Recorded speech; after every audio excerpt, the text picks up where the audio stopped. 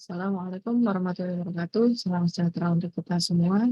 Dan di mata kuliah hari ini, yaitu Teknologi Informasi dan Komunikasi, hari ini saya akan mengajak teman-teman untuk berdiskusi tentang materi media baru.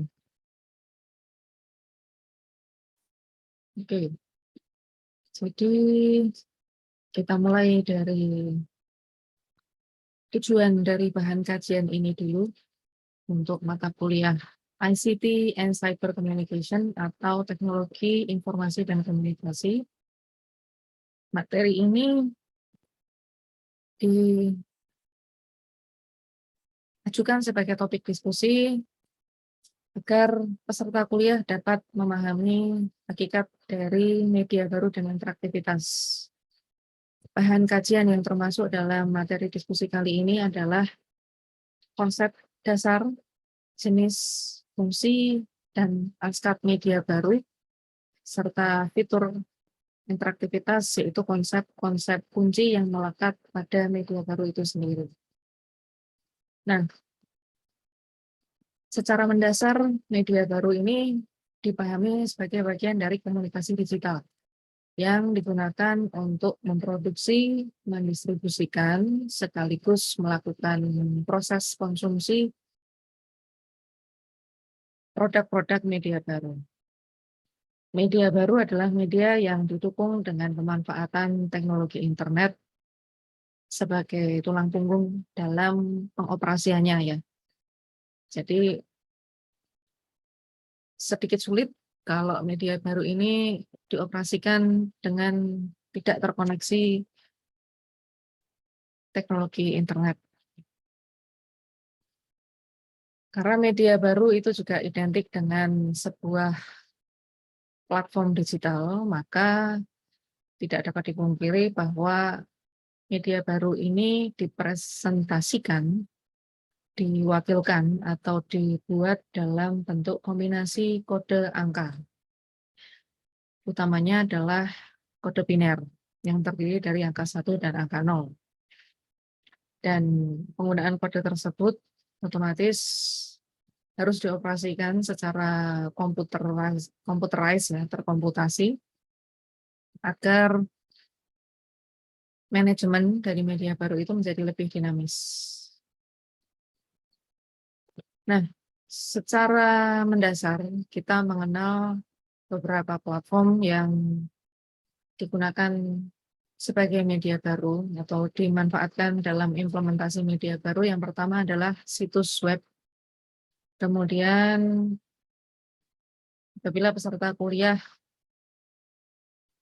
mendengarkan atau menyimak siniar atau podcast ya, entah dalam bentuk audio ataupun video, kemudian ada messenger untuk bertukar pesan atau chat rooms, kemudian layanan email, komunitas online, dan retargeting ads atau iklan yang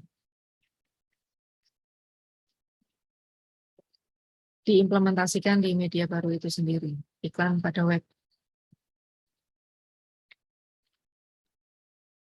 Beberapa fitur berikut juga termasuk ke dalam media baru, yaitu animasi digital, kemudian video games, kemudian web art atau virtual gallery yang pada saat pandemi sangat membantu untuk mengontrol penyebaran atau penyebarluasan COVID-19 ya, misalnya dengan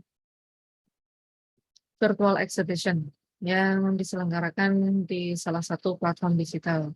Dan saya rasa sekarang sudah banyak penyelenggaranya ya, baik yang secara nasional maupun secara internasional, karena terkoneksi dengan internet, maka audiens di seluruh dunia bisa menyaksikan virtual exhibition tersebut. Intinya, media baru harus terhubung dengan jaringan komputasi yang terkoneksi dengan teknologi internet. Dan juga bisa diimplementasikan untuk melacak sistem dengan menggunakan pindai positioning capture atau motion capture memanfaatkan GPS atau Global Positioning System. Media baru kaitannya dengan pengelolaan informasi, terinspirasi dari revolusi atau perubahan media itu sendiri. Dari media analog kemudian berubah menjadi media digital. Nah, digitalisasi informasi ini sangat berguna dalam memanfaatkan komputer untuk menyimpan, memanipulasi, dan mengirimkan informasi dalam berbagai bentuk dengan biaya yang lebih murah dan kecepatan yang lebih efektif. Nah, hasil dari proses manajemen informasi, pengelolaan informasi tersebut, outputnya salah satunya adalah big data, yaitu data dalam jumlah yang sangat besar dengan varian yang sangat beragam dan diperoleh dari pengguna internet di seluruh dunia. Ada beberapa konsep kunci dalam media baru. Kita mulai penjelasannya dari konsep kunci yang pertama, yaitu adalah network. Karena media baru ini harus beroperasi dengan terhubung kepada teknologi internet, maka semua wilayah di dunia yang mendapatkan akses internet otomatis akan terkoneksi. Dari sini maka akan lebih banyak kerja kolaboratif dan penerapan kecerdasan kolektif ya, atau collective movement yang diinisiasi dengan menggunakan platform media baru yang terhubung di internet. Maka peserta kuliah di sini dapat menyaksikan beberapa collective consciousness, collective awareness, atau collective social campaign yang diinisiasi di berbagai penjuru dunia yang impact-nya adalah untuk meningkatkan kepedulian sosial kita sebagai pengguna internet, khususnya kepada orang-orang yang membutuhkan, orang-orang yang termarginalisasi, kemudian orang-orang yang memerlukan akses terhadap hak-hak dasar hidup, kemudian orang-orang yang disabilitas misalnya. Nah, ini dengan adanya teknologi internet bisa menggalang kesadaran kolektif untuk saling membantu satu sama lain. Konsep kunci yang kedua adalah digital. Digital memungkinkan kita melakukan kerja secara efektif dan efisien. Karena digitalisasi memungkinkan penyatuan berbagai fitur teknologi yang kita kenal sebagai konvergensi. Gawai yang ada di tangan para peserta kuliah hari ini adalah bukti nyata dari hal tersebut, karena hanya dengan menggunakan satu gawai kita bisa melakukan berbagai macam aktivitas, kita bisa mengakses beragam fitur yang tersedia di situ. Seperti fitur untuk mengirim teks, kemudian fitur pencarian pada search engine, fitur submission artikel yang bisa kita lakukan lewat portal-portal berita online yang memungkinkan praktek citizen journalism, yaitu kita sebagai pengguna internet biasa untuk menjadi pelapor atau sumber berita. Konsep yang ketiga adalah hypertekstual, yang ini menghindarkan kita dari stagnasi hierarkis ya, atau urutan formal dari suatu kerangka kerja. Jadi hypertekstual ini dengan berbekal link, kita bisa mengakses berbagai macam media dengan beragam isinya, yang bisa dikerjakan secara simultan, bersamaan, tidak berurutan ataupun sporadis, yang memungkinkan proses yang efektif dan efisien itu sendiri. Kemudian konsep kunci yang keempat adalah virtual, di mana kita bisa mengakses suatu lingkungan virtual dengan menggunakan teknologi internet atau gawai yang peserta kuliah kenal dengan gawai VR, ya, yang memungkinkan kita sebagai pengguna internet untuk menyatu atau melebur dalam lingkungan virtual. Nah, dalam konsep kunci virtual ini kita juga kenal dengan identitas virtual, yaitu alter ego yang kita kembangkan untuk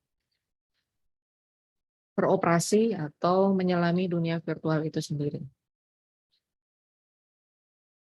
Kemudian konsep kunci yang keempat adalah simulated atau simulasi, berkaitan dengan konsep kunci virtual tadi. Simulasi memungkinkan kita menjelajah dunia baru dengan lebih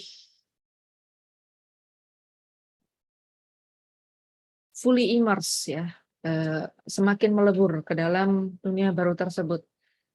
Seperti yang peserta kuliah lakukan pada saat mengakses permainan-permainan yang dioperasikan menggunakan teknologi internet ataupun platform digital. Ada beberapa yang saya sebutkan di sini, contohnya adalah role playing game ya, yang di situ peserta hadir sebagai sesosok avatar yang dikenal oleh pemain game yang lain. Nah, di situ kita mengeksplor dunia simulasi tersebut. Yang ini akan dikembangkan lebih jauh oleh Meta Tech Company yang semula bernama Facebook. Kemudian konsep kunci yang keenam adalah interaktivitas. Teknologi media baru memungkinkan kita berpindah peran dari konsumen teks yang pasif menjadi produsen teks yang berkontribusi secara aktif. Jadi kita bisa bertukar peran sesuai dengan kebutuhan platform tersebut. Kita tidak lagi pasif menerima informasi, tapi kita juga bisa menjadi sumber informasi tersebut dengan kaidah regulasi dan etika berinternet. Secara mendasar, konsep kunci ini akan menjelaskan pada perkembangan interaktivitas yang diimplementasikan dalam media baru yang dipelopori oleh website atau laman web. Pada era web 1.0, platform atau web itu sendiri dimanfaatkan untuk sharing informasi, berbagai informasi. Di era web 2.0 adalah berinteraksi. Di era web 3.0 kita menyebutnya sebagai imersi atau peleburan. Di era web 4.0 kita mengenal ada pola informasi yang lebih sophisticated atau lebih canggih ya, yang mampu menghubungkan kerja-kerja kolaborasi dari pengguna internet di seluruh dunia. Tidak seperti Web 3.0 yang hanya menghubungkan pengetahuan, sementara Web 2.0 sekedar menghubungkan satu orang dengan orang yang lain untuk membangun jejaring pertemanan. Kemudian di Web 1.0 yang sifatnya masih statis ini untuk menghubungkan informasi. Di era-era web tersebut ada beberapa perkembangan ya. Di era web 1.0, pengguna ini terbatas membaca konten saja. Di era web 2.0, pengguna internet bisa mempublish tulisan mereka, maka di era web 2.0 ini marak kegiatan blogging ya. Blogging dalam laman web yang masih berupa teks, kemudian gambar, kemudian sedikit aspek audio. Di web 3.0 kita sebagai pengguna internet dapat melakukan publikasi konten dan dapat membuat platform kita sendiri semacam aplikasi.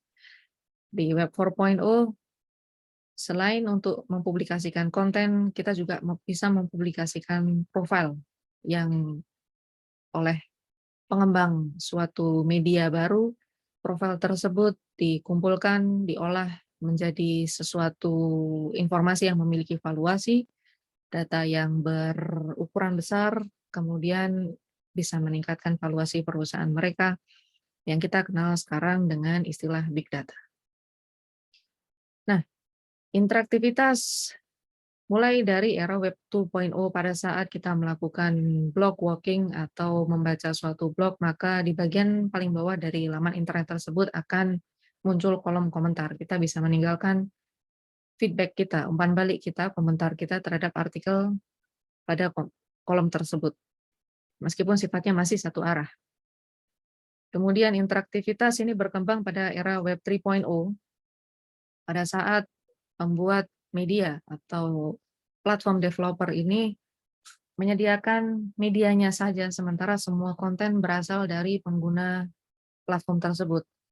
Maka di era ini kita mengenal dengan istilah user generated content, di mana konten ini diproduksi sepenuhnya oleh user dari platform tersebut. Salah satunya adalah Facebook ya, yang mempelopori. Nah, Web 3.0 ini kemudian mengembangkan semantik web, smart web, web yang bisa membaca kebiasaan online penggunanya, dan dari situ dia bisa memberikan rekomendasi yang terbaik atas kata kunci tersebut, kata kunci tertentu yang di-input ke dalam kolom pencarian di search engine atau mesin pencari misalnya. Seperti yang dilihat di layar, di era ini web sudah dibekali dengan kecerdasan buatan yang dikembangkan berdasarkan machine learning atau mesin pembelajar. Jadi mesin tersebut akan semakin cerdas apabila semakin banyak input informasi, kata kunci yang di-input ke dalam algoritma web tersebut, makin banyak pula rekomendasi yang bisa disarankan kepada pengguna internet untuk melakukan pencarian yang lebih efektif. Baiklah, itu yang bisa saya sampaikan hari ini. Kita bertemu lagi di pertemuan yang akan datang. Terima kasih sudah hadir. Mohon maaf apabila ada kekeliruan, kesalahan. Billahi taufiq wal hidayah. Assalamualaikum warahmatullahi wabarakatuh. Salam sejahtera.